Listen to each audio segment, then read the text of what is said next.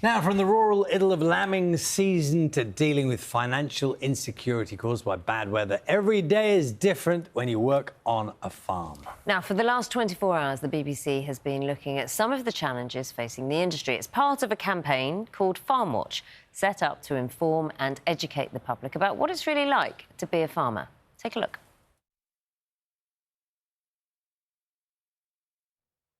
Well, you could have had a look, but we haven't got it for you. But what we can do is show you a feed at this moment in time. Oh, of a... well, it's a frozen combine harvester. This is great. Oh, no, there it is. It is moving. He is moving there. Is it a combine harvester or a tractor? Pea viner. A pea viner. There you go. You know what? If you want to know things like that, what you do is you get a guest in who knows their onions. Good morning, Thibaut. Good morning. So with us in the studio, YouTube farmer Tom Pemberton, agricultural chaplain David Newlove is there. I suppose in a way, what happened there is a bit like farming, isn't it? Because things don't always go according to plan and you have to deal with things and cope in the moment. You have to roll with it. Was it you who was giving us the expertise there? Was it a pea? Pea viner. Which is what? It vines, collects the peas, collects them off the ground, off the plant, breaks the pods, and then a tractor with the trailer comes alongside and they put all the peas in and then they go off to the factory to be frozen or canned or whatever. I think from harvest to frozen, there's 90 minutes. It's like something that, daft. yeah. It's That's why incredible. they taste so good. Yeah. That's why they taste so fresh. good. And they always say frozen peas, if you can get frozen peas, always think that they're almost as, they're just like fresh, because they taste so great. Can you tell us, since we couldn't play that film, can you tell us, welcome, by the way, Tom and David. Tom, can you tell us, like, what this project is with the BBC? What's been going on over the last 24 hours? So it's Farm 24, so it's showcasing all the good that farmers do in 24 hours. And obviously, farming is a 24-hour job. It could be carving cows for myself, which would be any time of the day.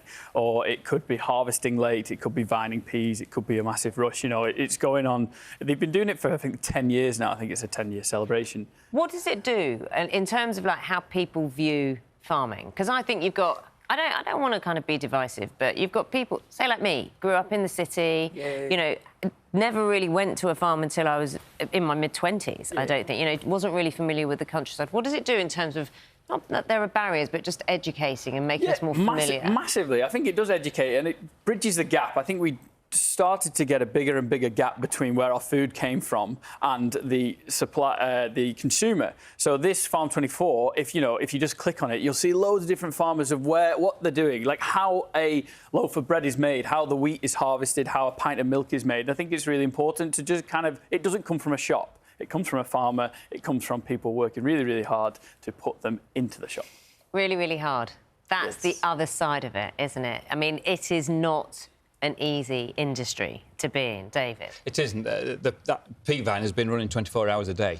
That's 2 shifts. Somebody through the night, somebody through the morning, day after day, unless it rains and then everything stops. Or the factories say, these peas aren't quite ready yet, you need to move to another field, so everything moves. And it's just constant all the time until you're through. And where that pea viner is now, they're only halfway through their harvesting. They should be further on than that. The weather stopped that. It means that impacts when they get on the combines to harvest the wheat. They're going to be slower into that. So everything, just time management, everything's planned out, and then suddenly you can't do it. I tell you what, it does become quite compelling. Yeah. Look, just kind of watching in, like, you know, who's doing what? So is this the truck that they're putting the produce onto? That's the pea viner. No, that's 2 pea viners. OK. So they just go along and sort of hoover up the peas. That's Jack. Oh, hello. That's such a nice way. There we go. They're doing a great job. There we go. Great So I'm really compelled. Now, what's he going to do now? So he's actually going to carry on the... He's been pausing for a moment, has he? Well, yes. So you can see at the front the cutter bar that cuts and lifts the Are they peas. following one another? Oh, they're actually parking up there. Maybe there's a tractor and trailer in front, so the tractor comes alongside to collect the peas and take them off the field, put them in a lorry. Yeah, just so the harvesting can keep going. He doesn't have to stop, so he can unload, keep harvesting at the same time. Because and that's all about the time pressures you were talking about a moment ago. Yeah, it's all about time, isn't it? And what David was saying before is, like, it's not 5 o'clock finish. You know, it's you finish when the job's done, and if it rains, it just means you're going to have to. The job's going to take longer. Do you know, one of the questions we get asked all the time you know, when anyone meets us, is what time do you get up? Yeah. What time do you get up? It depends, anywhere between 3 and 5. And the day is relentless. Yeah, and then I point won't on. finish before 6. And then depending on if we've got straw to get in, if we've got grass to chop, and then it just depends what goes on. And we're always milking cows at 6 o'clock in the morning. It doesn't matter what happens. Stupid question. OK, I've got two questions. Stupid question. 7 days a week? Oh, yeah, 100%. OK. Do the cows know when they're going to be milked? Definitely. What do they do? They're waiting at the gate at 6 o'clock. Oh, I can hear them when I'm walking in, bawling, ready for milking. Oh, they're running. Oh, they love it. Genuinely, yeah. They're very happy animals. Yeah, very yeah. So happy animals. it's all about routine as well. So, an animal for me, obviously, I'm a big livestock farmer, so routine. And they know when they're getting fed. The young stock know when they're getting fed, so we just feed them in the field a little bit just to make sure they're all there. You know, sometimes it's not actually doing a hard graft, you know, grafting away. Sometimes you've got to be there every day just to feed them in the field, just to make sure they're there. Christmas Day, it doesn't matter. You have to be there.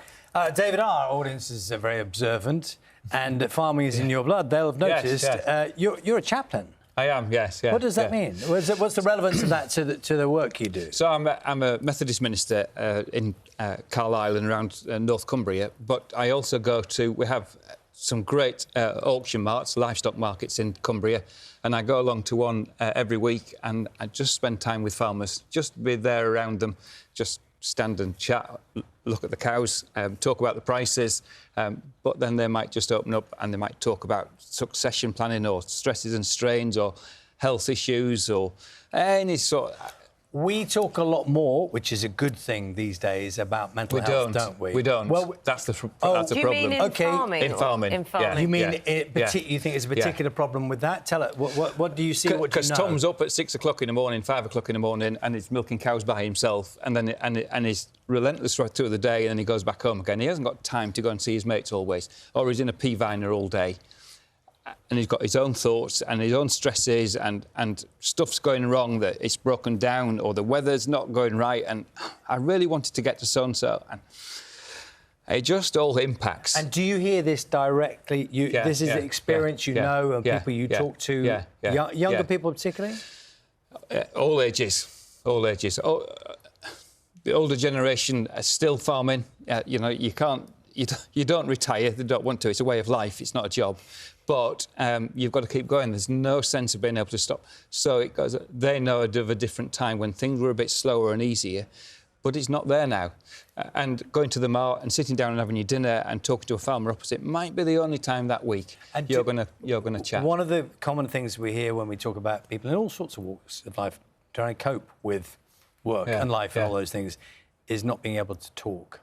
And maybe feeling like you can't say things to one another. Do you think that's a particular problem? It is. It rural is. Communities. And if you're working with one colleague, you might not want to say something to them. So a chaplain's role is to come alongside and to be that listening ear, that confidential ear, to hear and to listen and to support, and help people just to offload. Do you offload, Tom? I probably don't do as much as I should. Do you recognise it being an issue in your industry? I mean, I don't. You know, I'm not picking on you or anything. Pick away. Well, you're a fairly young guy. Yeah. The only thing is, so obviously I do the YouTube stuff, and I've chatted to other YouTubers, and the kind of thing he's offloading is making a video about it. It sounds daft, but I film everything. So I film a bad day, which is really difficult, but you kind of offload in front of the camera, if that makes sense. But what about the other guys? You know, in the community, in the farming community, people your age. Yeah, I think it is a big struggle, and I think they're getting better at it, but it's hard when you're on your own. The other thing is, it's a cumulative of scale in farming. So, like, used to be on our farm 20 years ago, there used to be 10 people working there. Now we do have a few because we're a little bit different, but on a same kind of size farm, we'll have 2. And like David was saying, they just don't have as many people to probably chat to. Or at the end of a job, at the end of harvest, have a beer. It sounds daft. Sometimes at the end of harvest, everyone might have a beer. But now, everyone's so rushed and they've got so little time because of weather windows or more acres. I'll tell you the other thing that occurs to me, David, is that I imagine in farming, instead of kind of people asking how you actually are, you probably say, how's the harvest? Or is that tractor good? Rather than... you know that thing where it's almost a foil, isn't it, for other conversations? And the general, you know, how's things going? Oh, I'm doing all right. No, you're not. Yeah, and you need to ask them twice. You need to push. You need to push. Yeah. You need to push it. Are you really all right? So how's this? One method is to say, OK, see you're all right. Scale between 1 and 10. Whereabouts on that? Well, honestly, I'm 6. Right, how do we get you to 7? What'll just It's a lift you lesson we've all learned in life, Yeah. and it's interesting that various industries or communities are still catching up with that because simply of the circumstances. And there's a lot to celebrate as well. I mean, you know, that's a real great. concern, isn't it? And then there's a lot to celebrate, which is I know what you so do. was it Tuesday morning? The sun was shining, like it was just coming up, bit of mist on. Cows were eating fresh grass. It was 6 o'clock in the morning. It was amazing, and you just think this is the best job in the world. Genuinely, you know, you see a picture of a limousine behind. That is just amazing. You're just What is it, grazing sorry? It's a limousine. A Limousine cattle. There. Breed. Limousine. Yeah, limousine. French, So beef French. cow. Is it French breed? I think so. Very It's French. pretty. Beef animal. They're beautiful. And like my dairy cows in the morning, grazing grass, producing milk, and just that sense of that aura in the morning, it's just, you can't beat it. It's the best. And British farming, the best in the world. We're being told, you know, we've got to move on, but no, it's not your fault. I could chat for this for ages. Thank you both so much. Tom Pemberton, David Newlove, both. Thank you. Thank you. Maybe we'll go back to the live harvest a bit later on. No, I'm really, now I feel like I'm engaged.